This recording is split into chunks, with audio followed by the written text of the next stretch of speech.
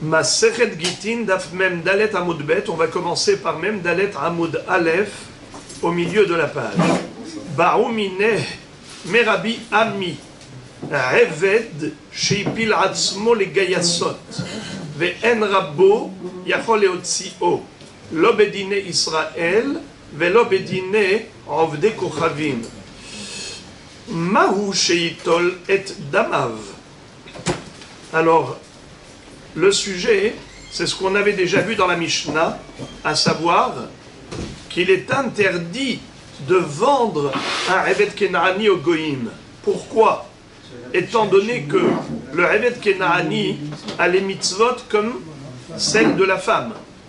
Maintenant qu'il va être vendu à un Goï, on le sait pertinemment, qu'il ne pourra plus accomplir les mitzvot.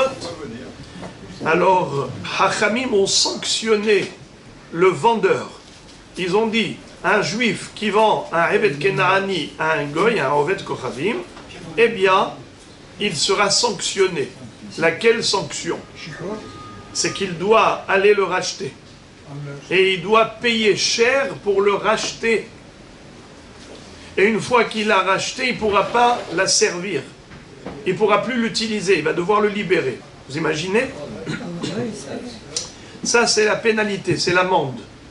Pour ne pas que les gens soient tentés de faire du business en vendant leur Eved Kenaani à un Goy, alors si jamais il y en a un qui a enfreint la loi, il sera sanctionné ainsi.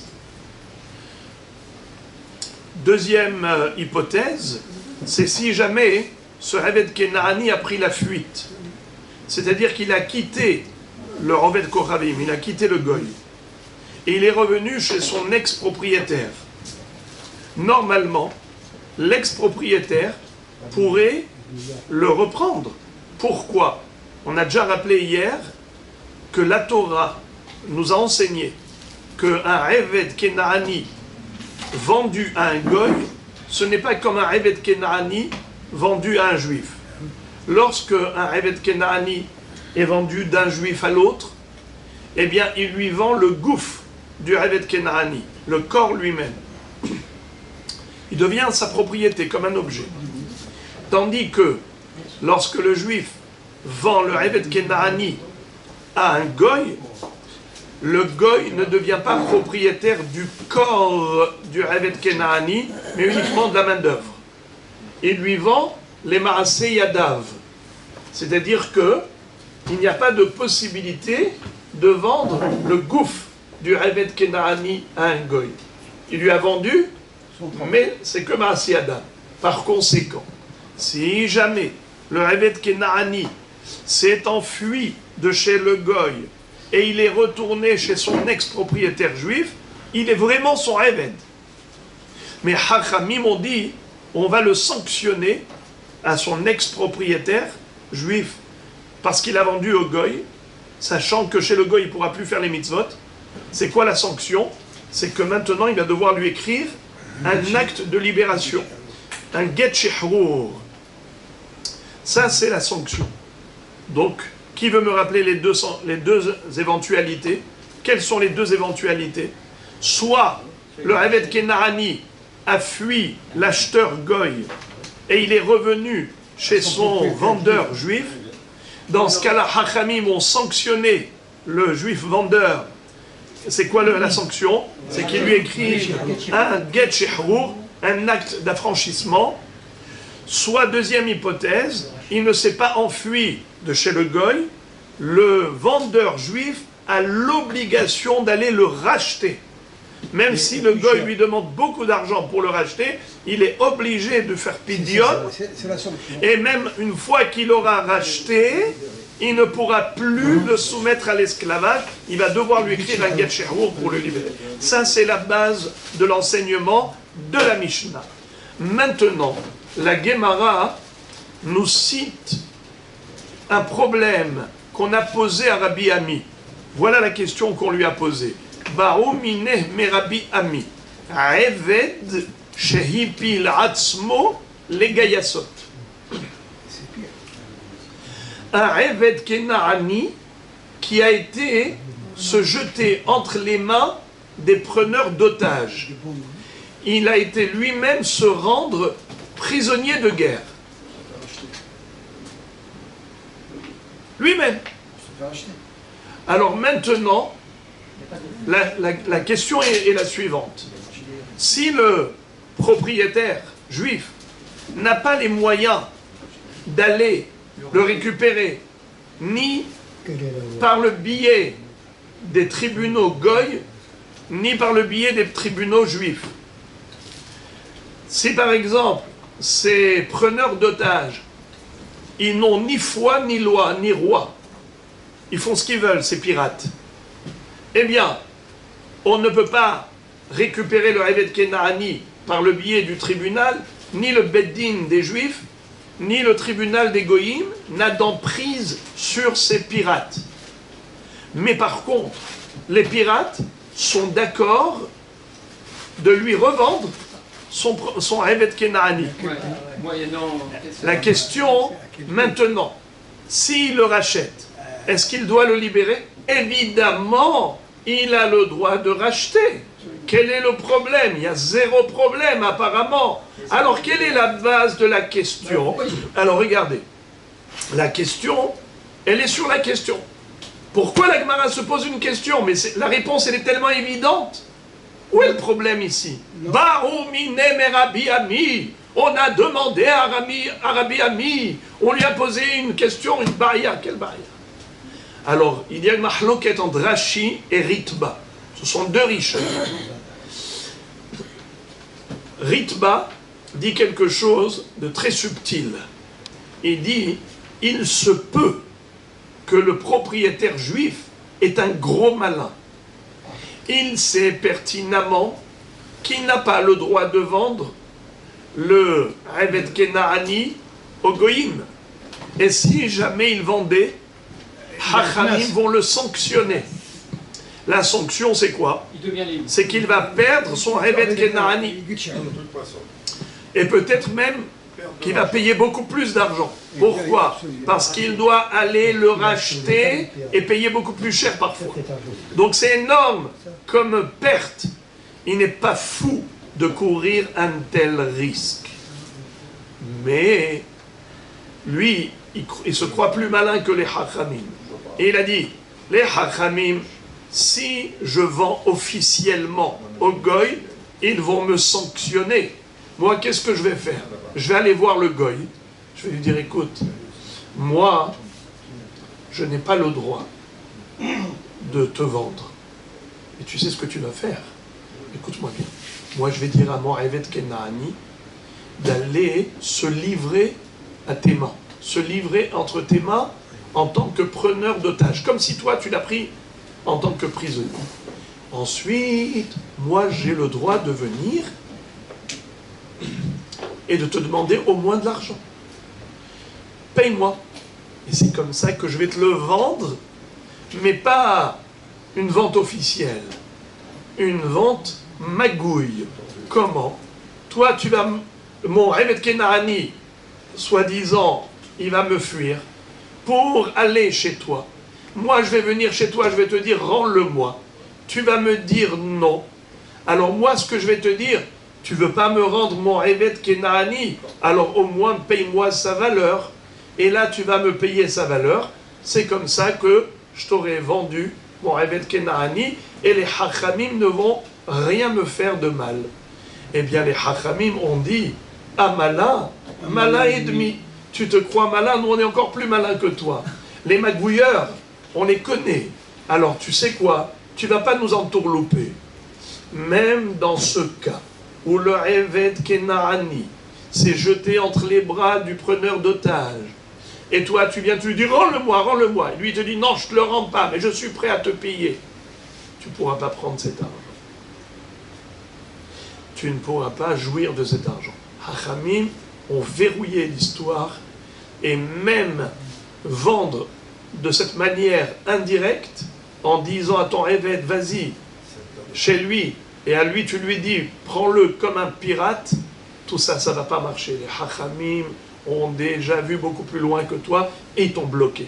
Tu ne pourras pas récupérer d'argent de cette affaire-là. Ça, c'est le pirouge du Ritba.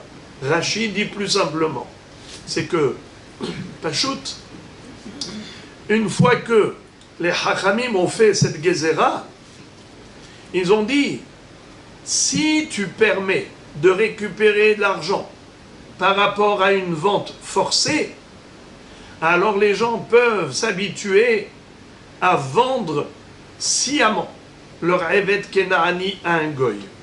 Alors Hachamim, ils ont fait une Gezerah.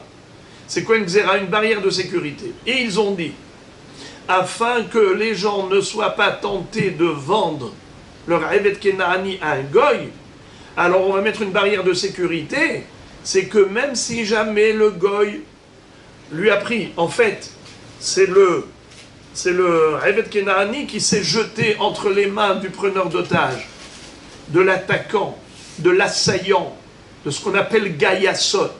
C'est de lui-même. Le Evet Kenaani de lui-même, il a été chez lui. Malgré tout, le juif ne pourra pas récupérer cet argent. Il ne pourra pas récupérer cet argent. Pourquoi? Parce que si aujourd'hui tu lui permets de récupérer l'argent qui est la valeur du Evet Kenaani, demain il sera capable de vendre encore un autre Evet Kenaani au Goïm, parce que les gens s'habituent à la permissivité. Alors, peut-être que les Hachamim ont fait une Gezerah, et ils ont dit, même si c'était contre son gré, contre le gré du propriétaire, que le Evet Kenaani s'est enfui chez le preneur d'otages, malgré tout, ce serait assaut de récupérer cet argent. C'est la question qu'on a posée à Rabbi Ami. Alors maintenant, par rapport à cette question, a priori, on n'a pas encore de réponse. Amar les Rabbi Irmia, les Rabbi Zrika, Puk'ayen bemechiltach. Rabbi Irmia dit à Rabbi Zrika, toi tu connais beaucoup de Mishnayot et de Baraïtot, tu connais tout le chasse. Par rapport à tes connaissances, je suis certain que tu es capable de trouver une référence qui nous permettra de répondre à cette question. Nafak, Dak, Ve'ashkah. Je traduis en araméen, de l'araméen en français. Nafak, il est sorti. Dak, il a recherché. Ve'ashkah, et il a trouvé. Ça veut dire que il a exploré toutes ses connaissances et il a trouvé une halakha qui lui permettait de déduire la réponse à cette question. Quelle halakha?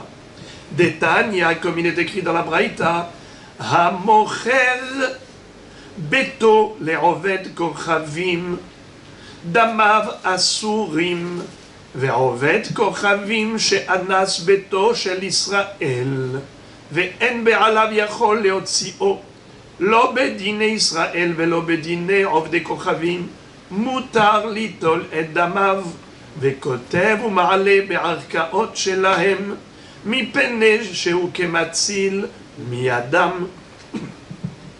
C'est-à-dire, nous connaissons l'interdiction de vendre un bien immobilier en Eretz Israël à un Oved Kochavim. On n'a pas le droit de vendre au Oved Kochavim une maison ou un champ en Eretz Israël. On l'apprend du pasuk Lotehonem. Lotehonem, ça a trois connotations. C'est quoi les trois connotations? Lotiten lahem hen, lotiten lahem matenat hinam, lotiten lahem hanaya bakarka. Je ne vais pas expliquer les trois éléments, mais juste ce qui nous concerne. Lotehonem, ça vient du mot mahane, hanaya, camper. Ne leur donne pas un campement au Ovdei Kochavim en Eretz Israël.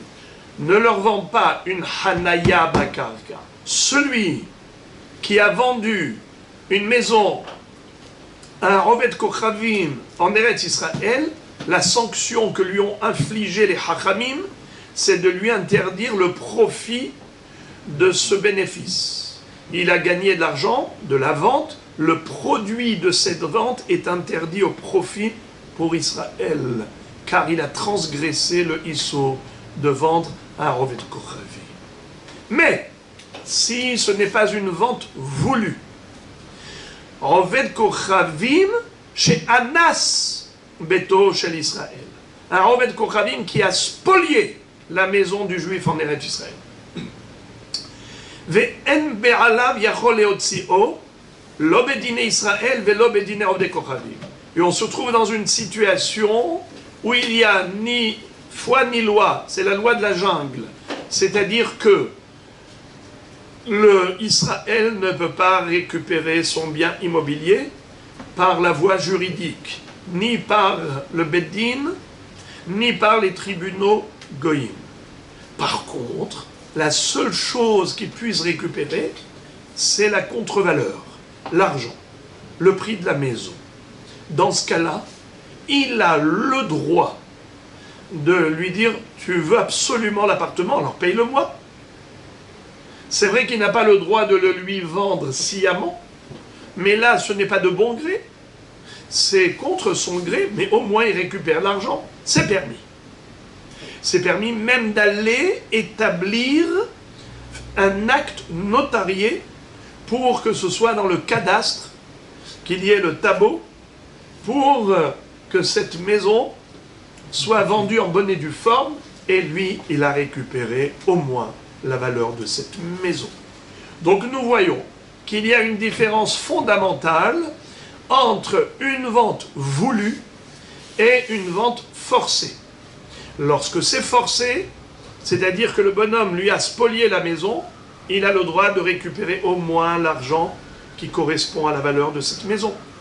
De là, on peut déduire que c'est pareil, idem pour le Eved Kena'ani.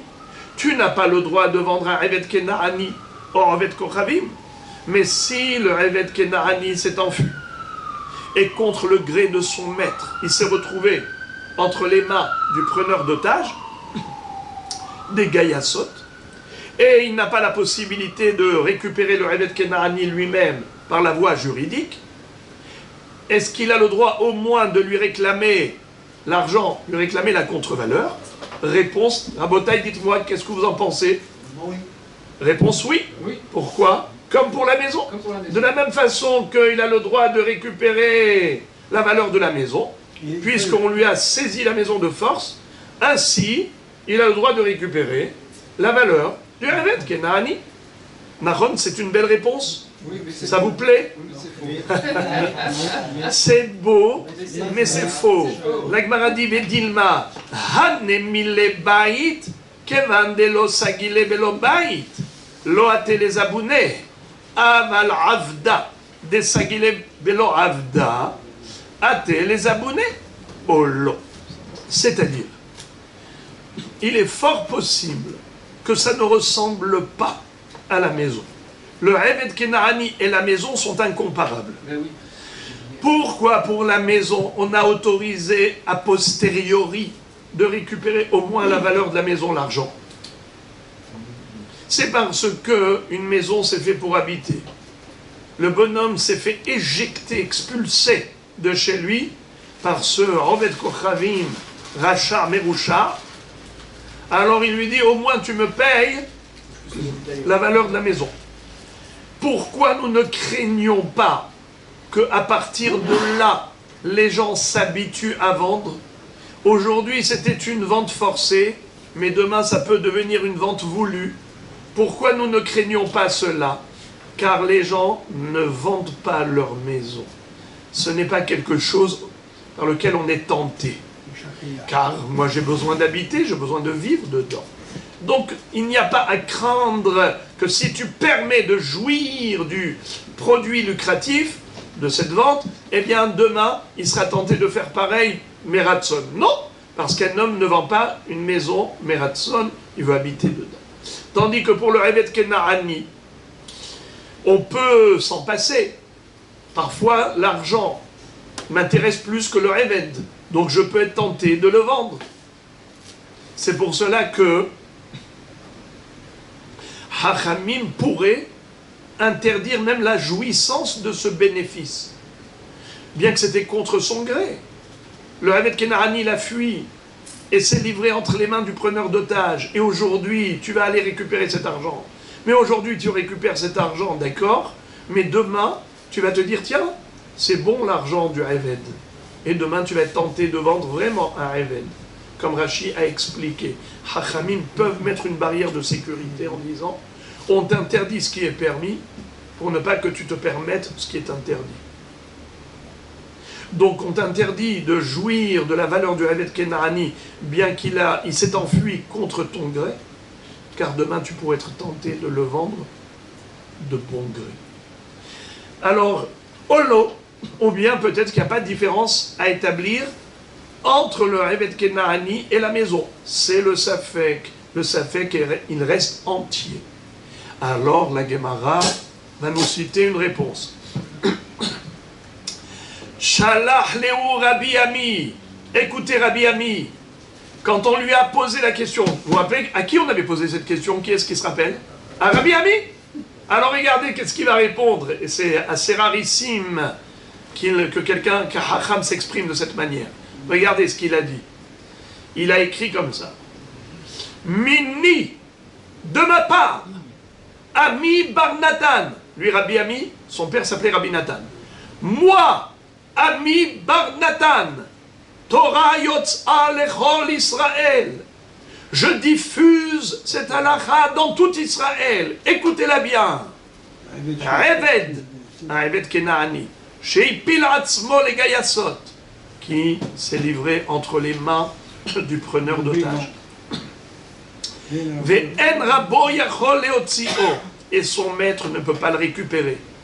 Lo bedine Israël ve'lo bedine obde kochavim, ni par la voie juridique de l'instance des tribunaux Bedin, ni par la voie juridique des instances des tribunaux Goy.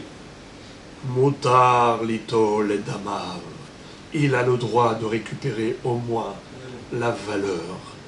Vekotev, et de faire établir un acte notarié. Dans des tribunaux Goy, car ça s'appelle quelqu'un qui a sauvé la mise. Il a au moins sauvé la mise. Il a perdu son Eved, mais au moins il a récupéré la valeur. C'est permis. Hachamim ne lui ont pas interdit de jouir de cet argent. Ils n'ont pas établi une barrière de sécurité. Ce monsieur-là, il est en train de sauver au moins ce qu'il peut sauver. Matzil miyadam. Et il n'y a même pas d'interdiction d'aller dans un tribunal Goy. Car vous le savez, qu'on n'a pas le droit d'aller dans les tribunaux Goy si on peut aller dans un tribunal juif. C'est un sourd. C'est donner de la considération à la législation Goy par rapport à la législation toraïque. Kilo ketsurenu tsuram ve'oivenu pelilim, nous dit le pasuk dans Parashat Haazinu. Lorsque oivenu pelilim, lorsque ce sont nos ennemis qui sont les juges, alors hasve shalom, c'est comme si on disait lo ketsurenu tsuram halila ve'haz, que notre divinité hasve shalom est inférieure à la. C'est donné une vénération, prêter allégeance à la Avodazara, que d'aller se faire juger chez les Goïms quand tu peux te faire juger dans un Beddin juif. Sauf si tu ne peux pas, alors dans ce cas-là, ça s'appelle Matzil Miyadam. Tu sauves la mise. Très bien, les amis, toujours à propos du même sujet. L'interdiction de vendre son Eved Kenaani à un Goï. Amar Rabbi Yoshua ben Levi. Hamocher avdo le oved kochavim, konsim oto ad mea bedamav. Rabbi Yoshua ben Levi nous dit, celui qui a vendu son Eved Kenaani à un oved kochavim, il a l'obligation d'aller le racheter et ensuite de le libérer, mais combien il doit payer pour le racheter, même s'il lui demande 100 fois plus que le prix. Par exemple, dit coûter 1000 shekels, il lui demande 100 000 shekels. Alors la Gemara pose la question, Davka ou Lav Davka? Est-ce que 100 fois plus, c'est précis, ou bien c'est un langage d'exagération? Est-ce que ça veut dire même 100 fois plus, c'est une façon de dire même beaucoup, même plus, ou bien Même plus. Ça veut dire, est-ce que c'est même 100 fois plus, ou bien non, c'est une façon d'exagérer. Ce qui veut dire, il doit être prêt à payer même plus cher, voilà. Mais pas 100 fois plus. Même le double. Est-ce que c'est une gouzma ou c'est pas une gouzma? Bon, Tosfot ont un pirouche différent de Rashi, mais je ne veux pas être trop long, alors je vous économise, mais très intéressant la marloquette Rashi et Tosfot dans le pshat de la question de Gemara. Bon, là, la Gemara répond. Tashma damar ish lakish, amocher be'magassa le'oved kochavim, konsim oto ad asara bedamer. La Gemara dit, c'est sûr que c'est une exagération. Pourquoi? Car nous retrouvons un enseignement de Rish Lakish à propos de celui qui vend une Behema Gassa. Behema Gassa, c'est quoi? C'est gros bétail, ou bien même des chevaux ou des ânes. Vous savez que Shabbat, il est interdit pour un juif de faire travailler son cheval, son âne, son bœuf, pour tirer la charrue, Nachon, pour transporter. Tout cela, c'est assour. D'où on apprend, les man yanouach shocha v'hamocha v'chol be'amtecha. Même tes animaux doivent se reposer Shabbat. Ça s'appelle Adam et Tzuver al shvitat be'amto. L'homme, il a l'obligation de laisser ses animaux se reposer. Les amis, regardez jusqu'où les hachamim sont allés, jusqu'à même interdire de vendre aux goïm des magassa. En temps normal, tu ne peux pas vendre un cheval, un âne ou un bœuf aux goïm. Pourquoi? De peur que, au lieu de vendre, tu vas le louer. Car la location, ça ressemble à une vente. Et alors, qu'est-ce qu'il y a si tu loues ou tu prêtes? Eh bien, en fait, ce qui va se passer, c'est que le goy, il va faire travailler la bête pendant Shabbat. Et cette bête, elle t'appartient. Donc, tu as donné au goy ta bête, et ta bête, il a fait travailler pendant Shabbat, et c'est ta bête. Or, toi, tu as l'obligation de faire en sorte que ta bête se repose Shabbat. Mais s'il la vend. Mais s'il la vend, donc elle n'est plus à lui. Mais Hachamim ont dit, si on permet la vente, alors les gens vont se permettre la location. Il y a encore une autre raison. Une autre raison, c'est ce qu'on vient de dire maintenant, mais Shum She'ela ou Srivut, de peur qu'il prête ou qu'il loue au lieu de vendre.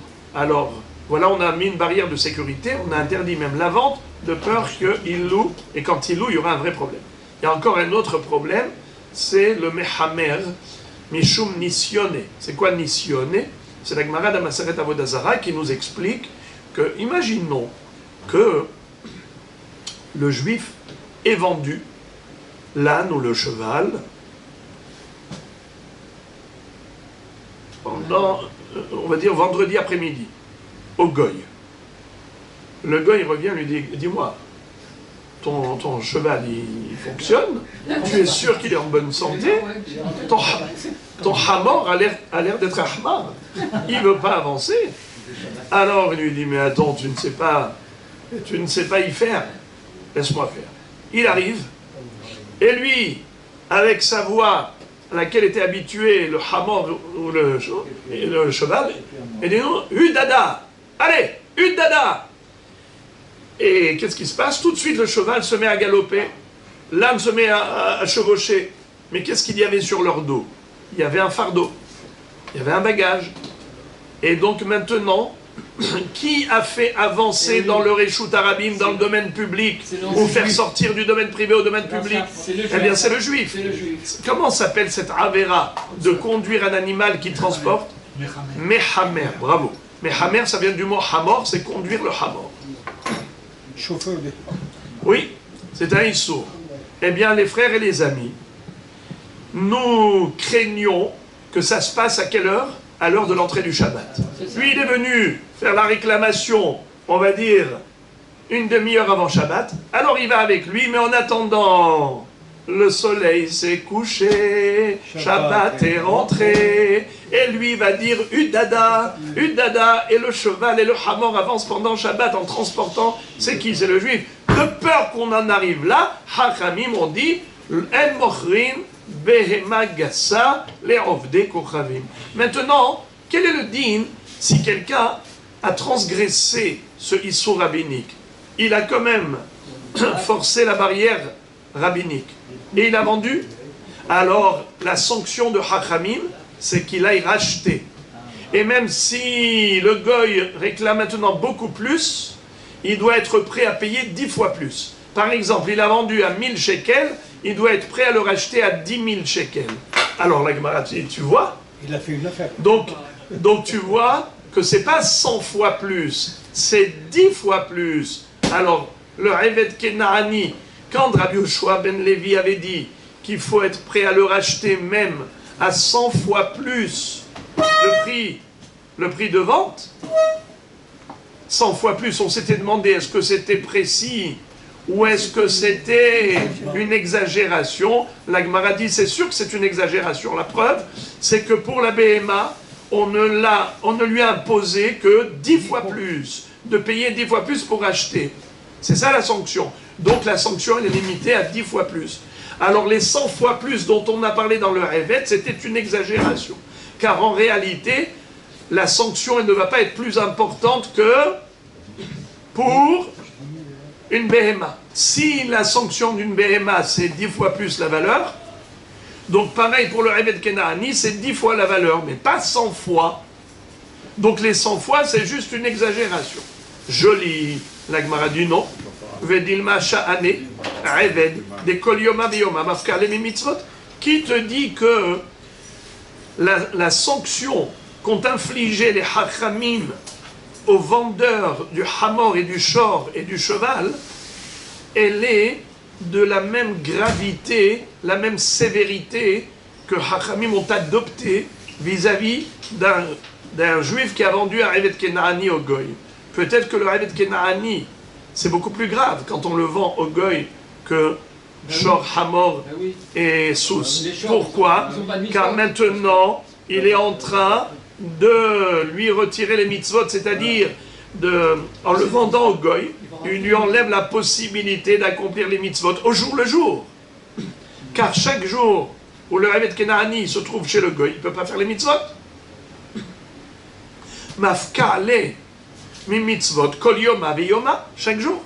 Alors peut-être que pour le Eved Kenaani, il faut réellement être prêt à payer 100 fois plus la valeur pour le racheter, alors que pour la BMA Gassa, c'est que 10 fois plus. Qui te dit qu'il faut les comparer? Et donc, fort possible que ce ne soit pas une gouzma, ce n'était pas une exagération, peut-être qu'il faut réellement payer 100 fois plus.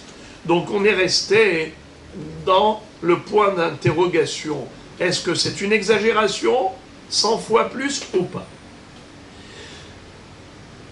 Sujet présenté selon une version. Ce même sujet va être présenté dans une version contraire, inverse. Regardez.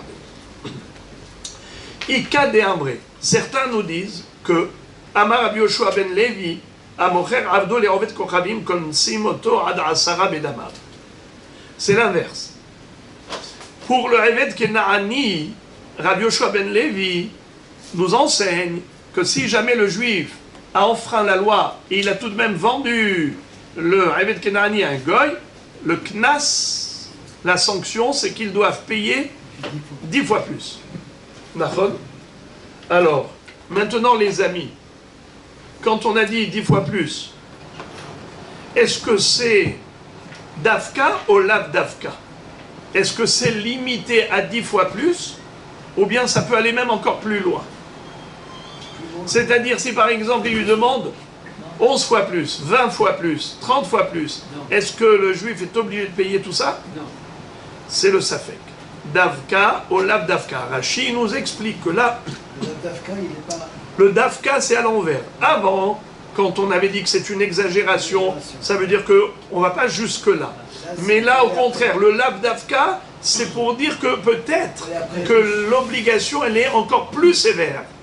Non seulement qu'il doit payer les 10 fois plus, mais peut-être même 20 fois plus. Si jamais comment on appelle ça, le Oved Kochavim lui dit « Ah non, je te le revends pas, le Eved Kenaani, à 10 fois plus. Si tu veux, tu me payes 20 fois plus. » Peut-être qu'il est hayab de payer 20 fois plus, ou bien non. Hachamim ne lui ont pas imposé de payer plus que 10 fois sa valeur. Davka ou Lav Davka, la Gemara répond Tashma de Amarish Lakish, Amocher Behema Gassa, les Ovet Kochavim, Konsimoto, Adme Abedameha. Alors, Rish Lakish nous dit la réponse à cette question, on peut la déduire par l'enseignement suivant. Rish Lakish nous a dit que celui qui a vendu une Behema Gassa, un cheval, un âne, un bœuf, un Ovet Kochavim, un goy, malgré l'interdiction rabbinique, Konsimoto Admea Bedamea. Vous entendez? Selon la première version, pour la bête, c'était 10 fois plus. Maintenant, c'est le contraire. Pour le Eved Kenaani, c'est 10 fois plus. Pour la bête, c'est 100 fois plus. Alors maintenant, la Gemara dit, tu vois que on peut lui imposer même 100 fois plus. Donc certainement que c'est pareil pour le Eved Kenaani. Bien qu'on ait dit, il payera même 10 fois plus, mais ce n'est pas limité à 10. Ça peut aller même à 20, à 30, à 1, même à 100. Ça va toujours inférieur à 100. Jusqu'à 100. La Gemara dit non. Sha'ane Eved Elo Hadarle. On peut dire que non. Quand est-ce que Behemet, on se limite à 100 fois, on va jusqu'à 100 fois plus? C'est parce que la Behema, il la récupère pour lui-même. Au moins, il a récupéré l'animal. Alors, on lui a fait une sanction de 100 fois plus. Mais le Eved Kenaani, qu'il ne pourra pas récupérer, car après le rachat, après le pidyon, une fois qu'il aura racheté, il doit le libérer, donc il va le perdre. Alors peut-être que là, Hachamim ont été plus tolérants, moins sévères. Ils ont dit que ça suffit si tu payes 10 fois plus. On ne va pas exiger de toi de payer plus que 10 fois plus. La Gemara dit, et la Behema Tarmama, Mishum de Adrale, Mikneset Fehad. Je n'ai pas compris. Tu es en train d'établir un distinguo entre le Eved et la Behema. Le Eved, tu dis, puisqu'il ne va pas le récupérer, alors c'est limité à 10. Ça suffit déjà de le pénaliser, de payer 10 fois sa valeur, c'est déjà énorme. Parce qu'il ne va pas le récupérer, puisqu'il va lui donner un get shehur, un acte d'affranchissement. Tandis que la Behema, il la récupère. Alors quand il la récupère, donc il gagne. Alors peut-être que c'est pour ça qu'on lui a imposé 100 fois plus. La Gemara dit quoi? Il a gagné quoi? Une Behema, tu lui fais payer 99 fois plus. Ça veut dire, il a payé 100 fois plus, il a récupéré la bête. Alors, si tu veux dire qu'il y a une différence entre Behema et Eved, la différence elle est que de une fois la valeur. C'est-à-dire que pour le Eved, tu dis, faut qu'il soit prêt à payer même 10 fois plus, et tandis que pour le Eved Kenaani, 11 fois plus. Mais pas... Pardon, pour le Eved Kenaani, 10 fois plus, et pour la Behema, 11 fois plus, mais pas 100 fois plus. Rashi, ici, il est trop mignon, trop beau. Ici, il dit, c'est quoi ce gain-là? Tu dis, ah, il a récupéré, quand même, il a récupéré la bête. Mais quoi, il a payé 100 fois plus. Il dit, oh, ilo, la Reva Hazé, malheur à un tel cadeau empoisonné. Alors, la Gemara est restée en suspens par rapport aux deux versions. On a les deux versions de Rabbi Yoshua ben Levi. Que l'on dise, selon la première version, selon la deuxième version, la question est toujours restée en suspens. Bahamine Rabbi Irmiya, mais Rabbi Assi. Maintenant, Rabbi Irmiya pose une question à Rabbi Assi. C'est quoi? Mahar Avdo Umet Maouchik Nesu et Beno Ahara. Nous savons que l'homme, quand il décède, tous ses biens passent en héritage à son fils. Ses enfants, ses héritiers, ça peut être, s'il n'a pas d'enfant, ça peut être son père, ça peut être ses frères, Kitsu. La question, maintenant, le père est mort, les enfants ont hérité du patrimoine héréditaire.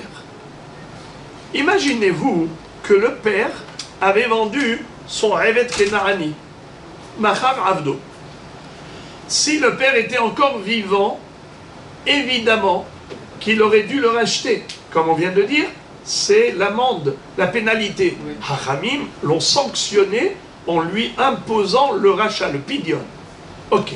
Mais maintenant, qu'en est-il si le père est mort? Héritier. Le père qui a vendu ce Eved Kenani, il est décédé. Les héritiers ont quand même l'argent du père.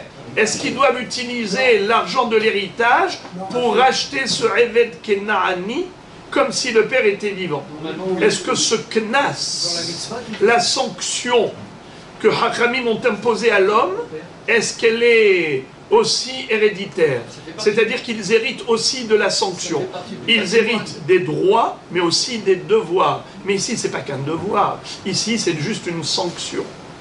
Alors la Gemara nous renvoie à la Masechet Moed Katan à propos de Tsaram Ozen Bechor. Regardez comment c'est joli. Im timtse lomar Tsaram Ozen Bechor umet kansu beno aharav mishum de isura de oraita avalacha isura de rabananu. La Gemara dit, mais pourquoi tu te poses la question? Mais regarde la Gemara Moed Katan. Qu'est-ce qu'on a appris là-bas? Lorsque le Kohen, à qui on a donné un Bechor, qu'est-ce que fait le Kohen avec le petit veau qui est Bechor? Qu'est-ce qu'il en fait, les amis? Dites-moi vous. Bravo!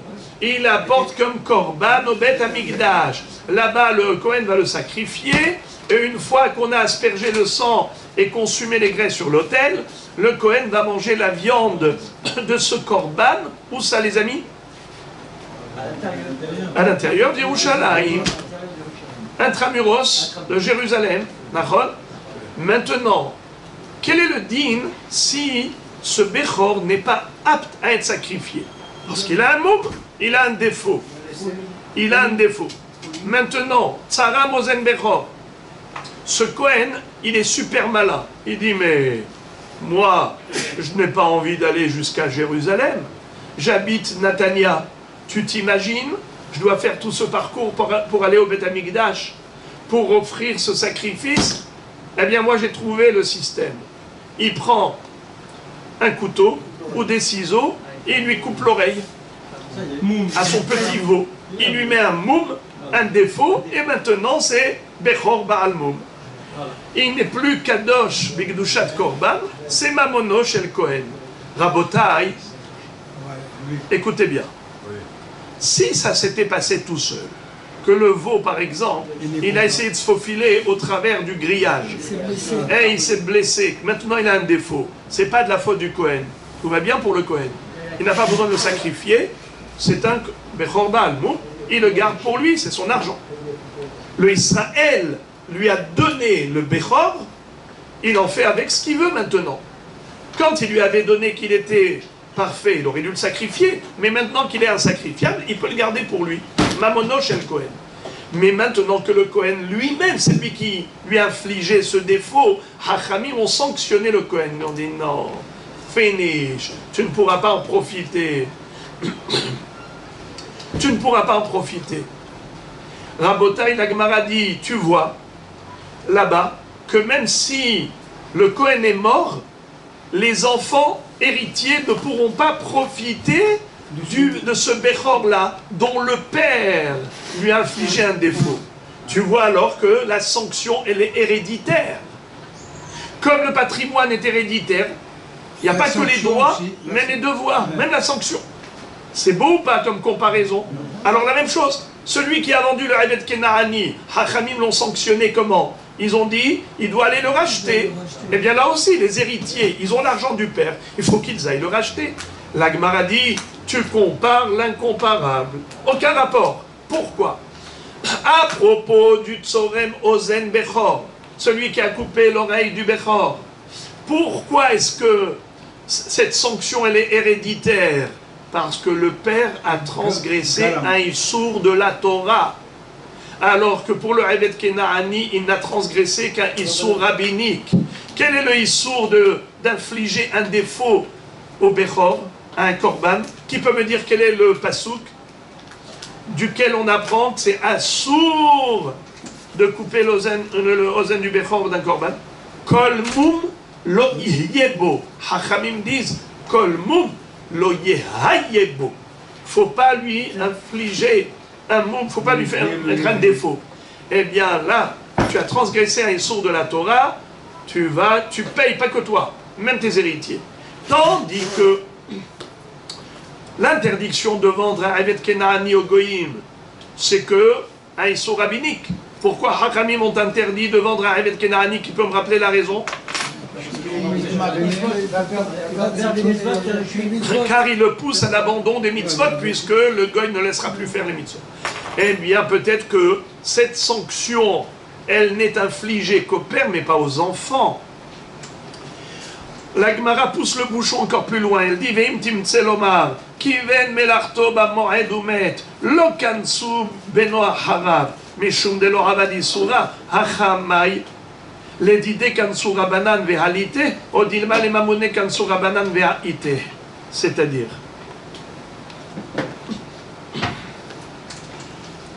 on a une possibilité de déduire la réponse à cette question à l'envers. C'est quoi? C'est que il y a un issour de travailler pendant Chol HaMoed, sauf pour certaines exceptions. L'une des exceptions, c'est d'avoir un Aved, pour éviter une perte d'argent. Pour vous la faire courte, la Gemara parle par exemple de lin qu'on fabriquait avec des tiges de lin. Ensuite, on fait des fils de lin, on fait des tissus et des vêtements de lin. Imaginons que le bonhomme, c'est un fabricant de fils de lin. Il a mis à tremper toutes les tiges dans un bassin, mais il y a un temps limite. Ensuite, il faut récupérer, il ne faut pas laisser trop longtemps dans l'eau, sinon après ça va se dilater, s'effilocher. Il va tout perdre. On n'a pas le droit d'être mechaven melarto b'moed. Tu n'as pas le droit de faire en sorte que le travail, tu le commences avant la fête pour le terminer pendant Chol HaMoed. Et pourtant, c'est d'abord Aved. Parce que si maintenant, pendant Chol HaMoed, il ne retire pas les tiges de lin du bassin, eh bien ça va s'abîmer. Il dit oui, mais tu devais réfléchir avant. Ou bien tu le fais avant la fête ou après la fête. Pourquoi toi-même tu l'as mis juste avant la fête dans le bassin? Eh bien, figurez-vous que s'il a été mechaven, melarto b'moed, Hachamim ont dit, tant pis pour toi, laisse là-bas. En réalité, Minatora, c'est permis, parce que c'est Davara Aved. Et Hachamim ont dit, ouais, ce Davara Aved, c'est toi qui l'as programmé, c'est prémédité. Alors on va te donner une bonne claque, une bonne tannée, tu laisses, tu vas tout perdre cet argent. Comme ça, tu apprendras qu'on ne s'amuse pas à être mechaven, melarto b'moed. Mais ça, c'est seulement lui. Mais ses enfants ne sont pas sanctionnés. Regardez. Première ligne d'Agma.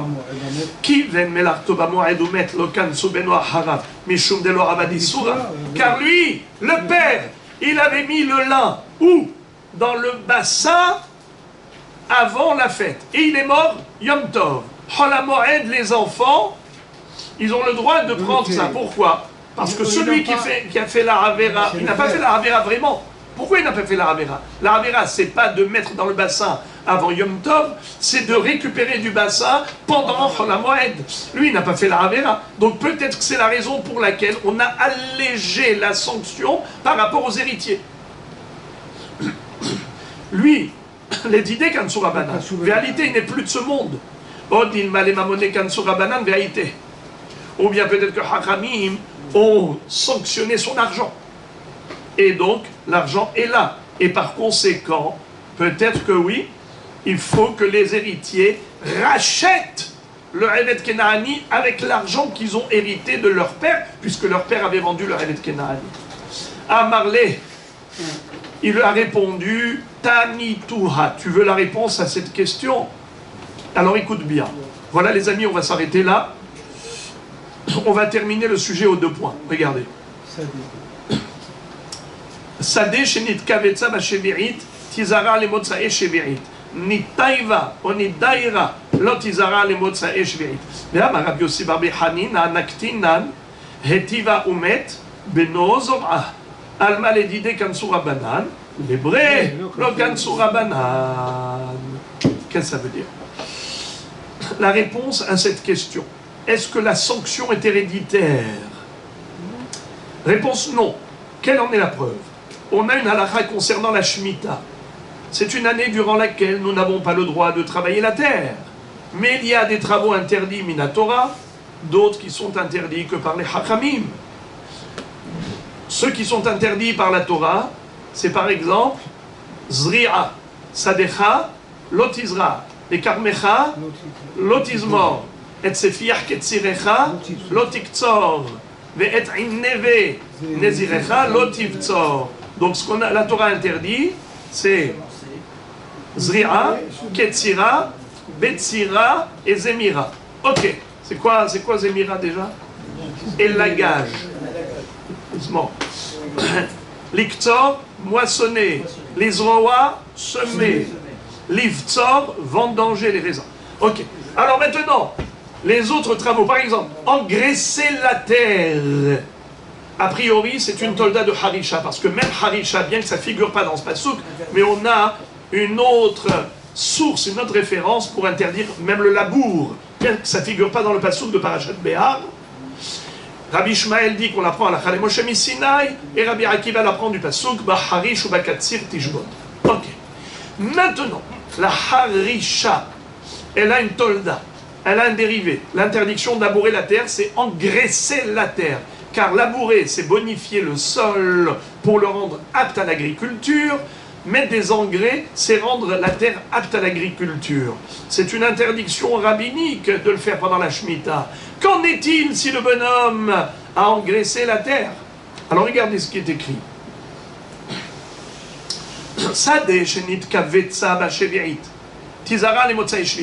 Normalement, il y a une sanction de Hachamim qui disent: tu as engraissé la terre pendant la Shemitah, tu n'as pas le droit de profiter de ces engrais. Et donc, l'année qui suit, qui est la 8e année, normalement, tu as le droit de semer. Eh bien non, tu ne pourras pas semer parce que tu as engraissé la terre pendant la Shemitah. Donc, tu ne pourras pas semer pendant la 8e année, tu profites du travail interdit. Mais si le travail n'était pas interdit par la Torah, c'était Sadeh Shenit Kavetza Bashveit. Il a juste enlevé les épines, Kotzim, les kotzim, les épines qui étaient éparpillées dans le champ, déjà coupées, il les a juste ramassées.